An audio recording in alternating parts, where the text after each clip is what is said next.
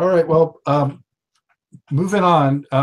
You guys kind of took a bit of a sabbatical after that big hit. You had the hits collection with Summer, which was again, like All Day Music, it was a perfect summertime hit. Came out at the right time and was a cool track.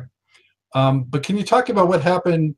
You know, after that, there was a change in labels, and the sales started kind of diminishing. And what happened?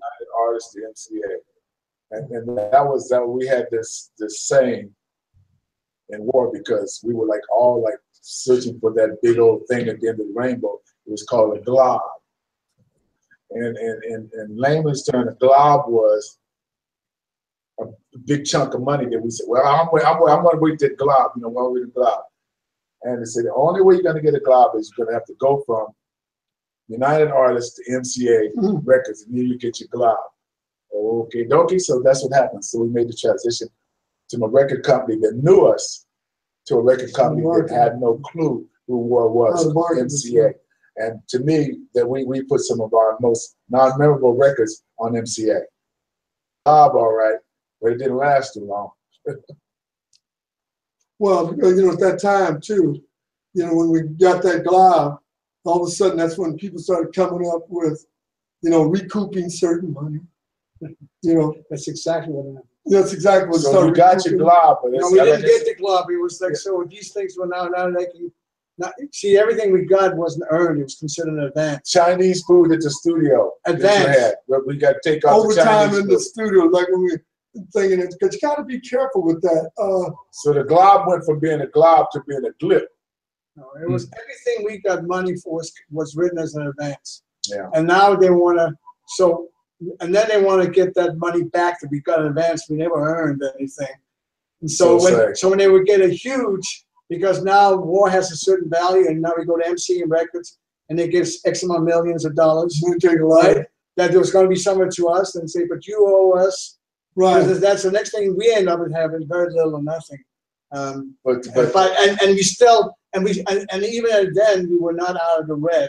Even when I thought years later I was going to get statements finally that says they owe me, I said I owe them $2 million. During that time,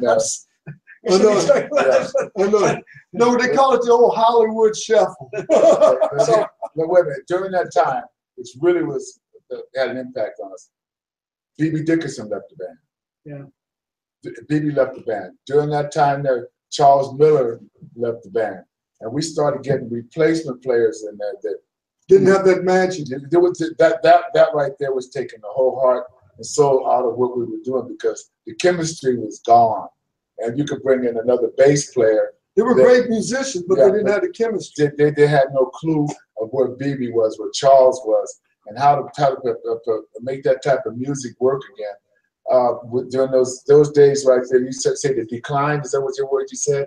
Yes, that was when our decline was, during that period right there, when we started losing all the main key members that we grew up with. And then all the magic started leaving, and we had to like bring in other people to try and do that. And the legal stuff, and all that legal stuff. Yeah, it started getting really silly. It wasn't that, yeah. The flavor of the gumbo changed. The naiveness was worn out.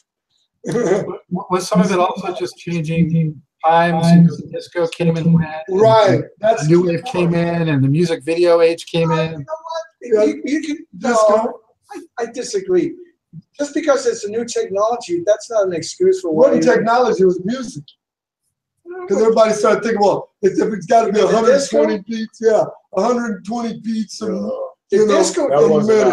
disco sold drugs and clothes. That was the main. It was fashion and drugs. It was not music. Yes. Yeah, because it was just a whole thing. Because then all of a sudden, people, you went into clubs. It wasn't bands in there. They had these DJs, and it was pumping. It was like Lee said, and Howard, all of us, I guess we're all doing the same thing. It was just a change of time, change of music, and a change of personality. But music will always be, and we can make excuses, but we can always in hindsight say after the fact. I think more was internal things between us, the management and the legalities. There was not synergy. There was a lot of problems, And that's where I would put the blame, not based on what the trend is. No, but I think during that, my most unhappy period in playing music was during the period that we went to MCA during, I think, that whole MCA run. I was not very creative. I turned to doing way too much alcohol. I was just straight up killing myself drinking.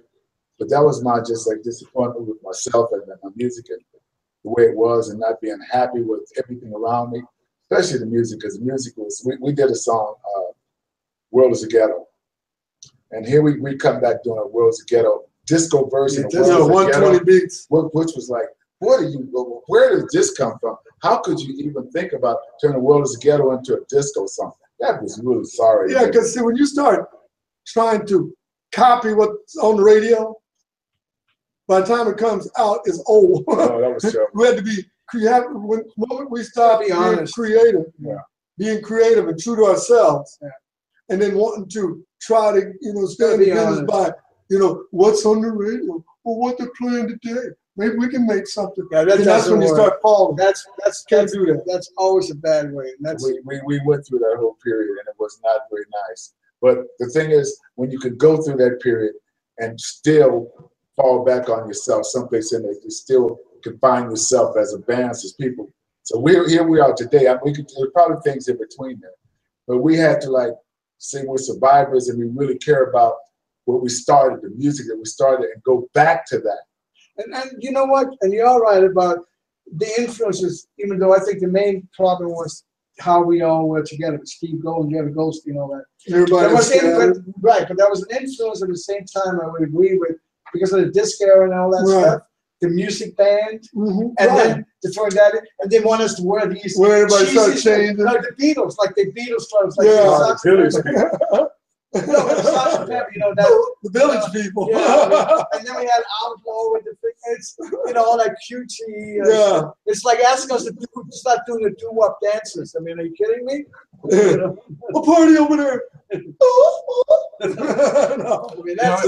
What's really interesting when a band goes through something like that, and so many bands did, especially at the turn of the 70s and 80s, from the outside looking in, it's hard to know how much of that is self-generated from the band or how much is kind of put upon them. Management, yeah. A lot of it is homogenized bullshit. Trying to stay hip. When you bring in these real hip producers, they were going to come in and put their brand on your music to guide you into your next hit. That right there. Unless they really know who we are, there's no way they could come in. But we allowed it. Yeah, we didn't know. To take The World is a Ghetto and make The World is a Ghetto classic song into a disco dud, so that was stupid. It's sort of like trying to take, I noticed this too. Pepsi is Pepsi, but now they try to do what? Pepsi with cherry in it, Pepsi with lime.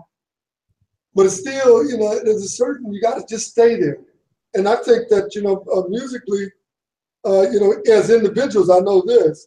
He's been writing some beautiful stuff I've been listening to. Howard has been doing beautiful music, and then doing the Howard Scott project, Lee Oskar. I know myself, I've been thinking and I've grown differently, writing certain ways, or our actions. I can see where we've matured. Oh, big time. Big time. We're way beyond where we were at. I mean, we you live long enough, and then you recognize things that you always felt, and all of a sudden the acknowledgement is there, and you grow and you mature, and being together right now, and I can walk in any place. The thing I'm most proud of is I can say Howard Scott and Hale Brown introduced the people that I met, and know that we've known each other longer than any of those people I ever had friends, acquaintance, relationship, or anything.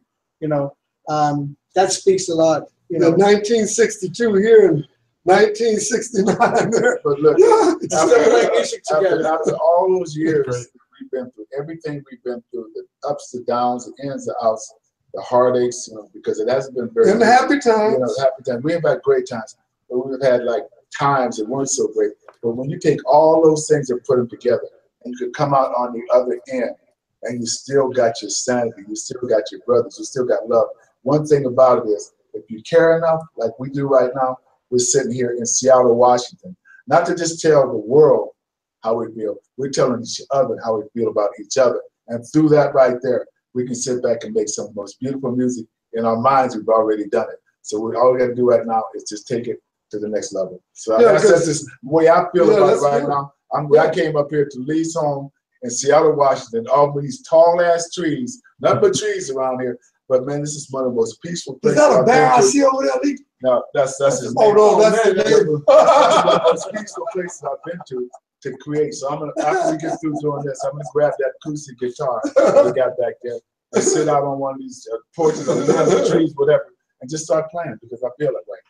You're actually, and you bring it up, you're where Hendrix came from. So yeah. I got just 2 more questions for you guys.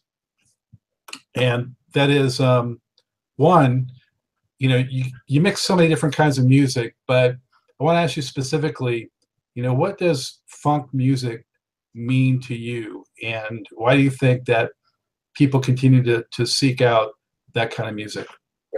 Okay, what's your description? Well, funk music to me, I look at our music, it's you know, it's the heartbeat. It's the heartbeat in our neighborhoods. Funk music comes from the heart. Funk music comes from the beat that's in your neighborhood. All we're doing is just expressing. Sometimes it beats, sometimes it beats, and sometimes it beats.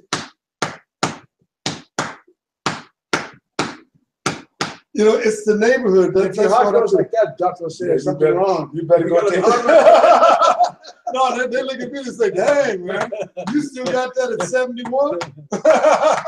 Look, my thing about funk music is it goes further back than the neighborhood. It goes back to those ships that came over from Africa. You know, all those people that jumped off those slave ships and jumped out there in them cotton fields. And the people that really learned how to sing the blues was those guys who was pushing them mules right every day, singing to that mule all day long. That's where your blues came from. And then you got that funk thing, that syncopated thing that came out the Baptist church. When they started putting that to it into the hole in this church, and then James Brown them started picking it up and coming into this whole thing. Where we got it from, we started playing our own brand of funk music, but it goes way back to them ships coming across. We just interpret funk music the way it is today. And I agree. I agree, but I would add to it that anywhere in the world, there's people, there's music, and there's gonna be funk. Yeah. And you can go to Mali, where the blues actually came from. The blues that you think in America as the blues, that came from Mali, not from Senegal and those on the West Coast, but further in Mali. Man, when you hear that stuff, they're playing these, I forget the name of the instrument, the gork, the gork, and those things came from the Middle East. Those instruments, you could tell, derivative, but the stuff they play, this pentatonic minor, pentatonic scale, is just like, I mean, that is the funk. But I go to Okinawa, and you hear Okinawa music. There's funk. I mean, amazing. It's like the Pacific reggae. I mean, funk is we all got 2 legs, we all groove. There's funk everywhere in the world.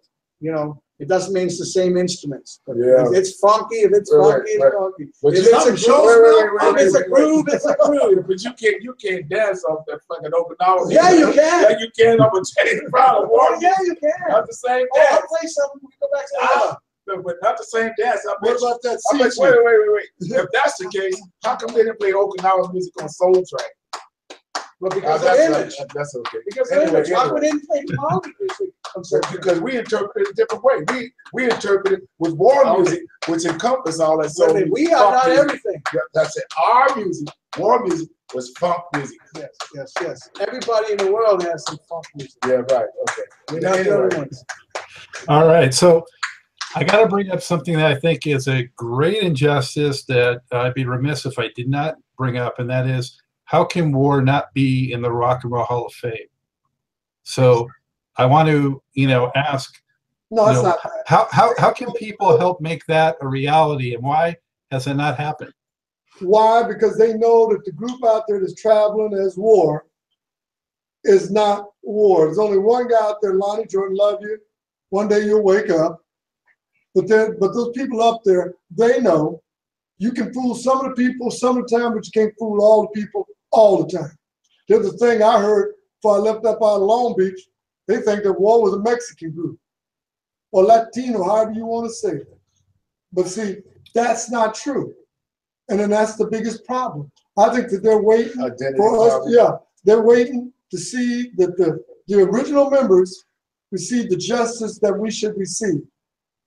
The thing is, when they want to acknowledge, I guess what's the original thing, you know, unless something was a new record that made the same level as Cisco Kid or Slipping Darkness or LowRider, but there's been nothing who owns a trademark War has done anything on that level with any of these other people. So what's going to be acknowledged for Rock and Roll Hall of Fame is the originals based on these tunes to be known for.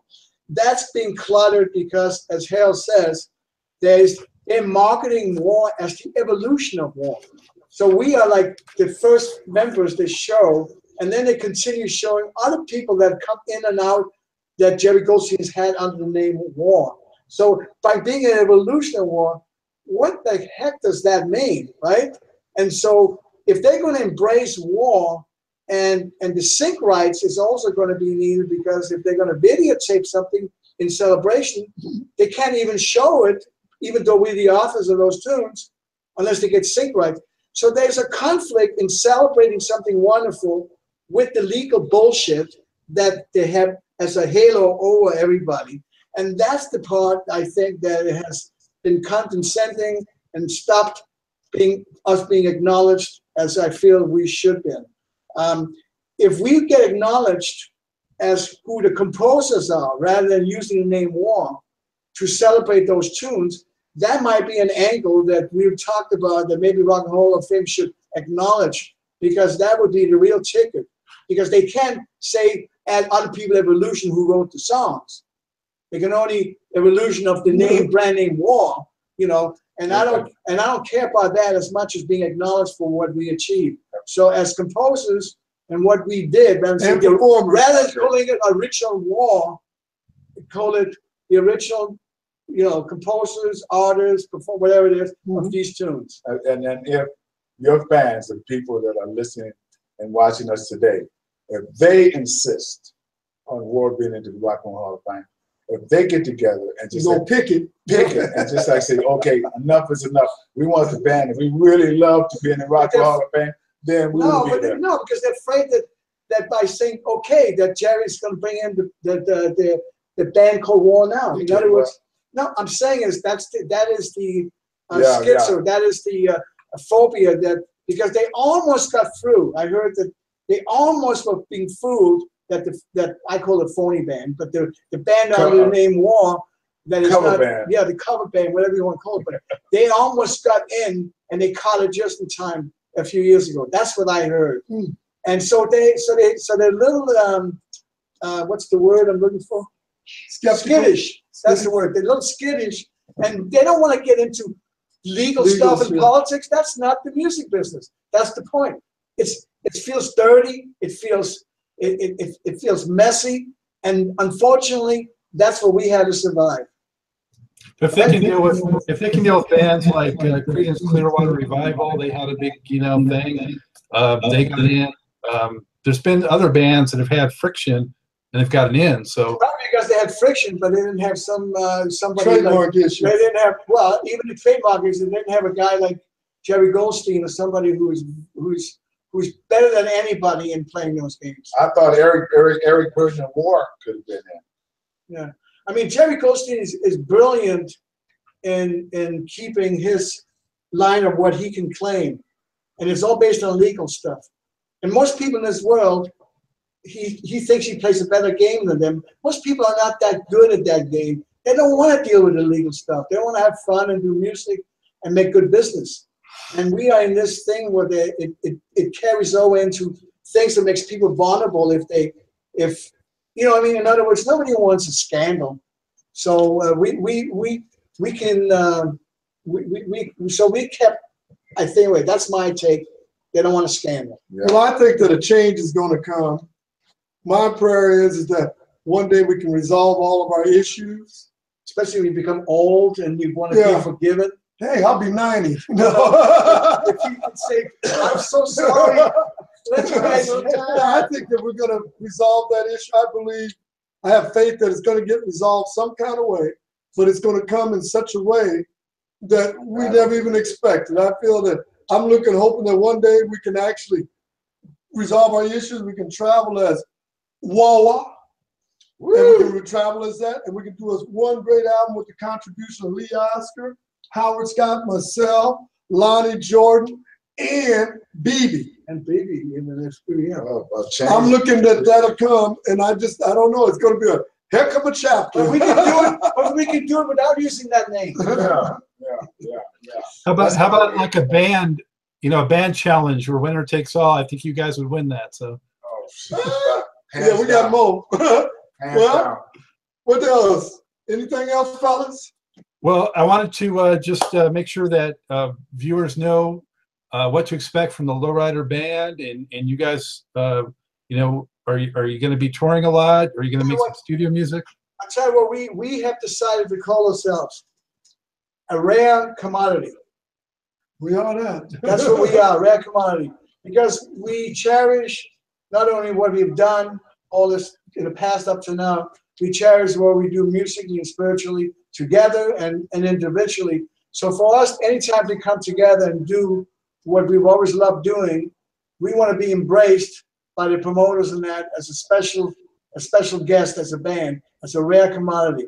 Because we can't use the name War. You can't say formerly of War. You can't do anything.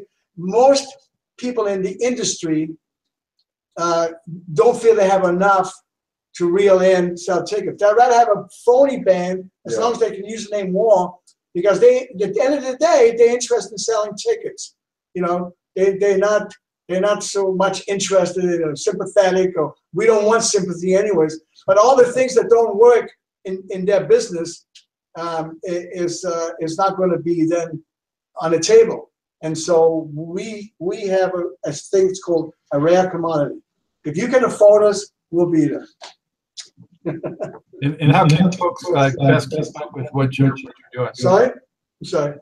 How can fans best keep up with what you're actively doing? Oh, Facebook and all the social media. Well, you can come to lowriderband.com, or you can come to facebook.com/lowriderband, and you can hit us up. Yeah, that'd be the best way. So much appreciate all that you've done throughout these years. You've enriched my life so much, so many thousands, if not millions of people. Thank you so much. And thank you so much for sharing that all today. Okay. Thank you. And remember, teach peace, not hate and war. There you go. So I'm going to take us out of here, if you just stand by for a moment, Scott, to close this edition of Truth and Rhythm. And for Howard Scott, Harold Brown, or Hal Brown, and Lee Oskar. Hal. We're friends now, so I can say Hal. Of the legendary band War, whatever you want to call them, fans, and for me, it's the real War. So also a sincere thank you to listeners.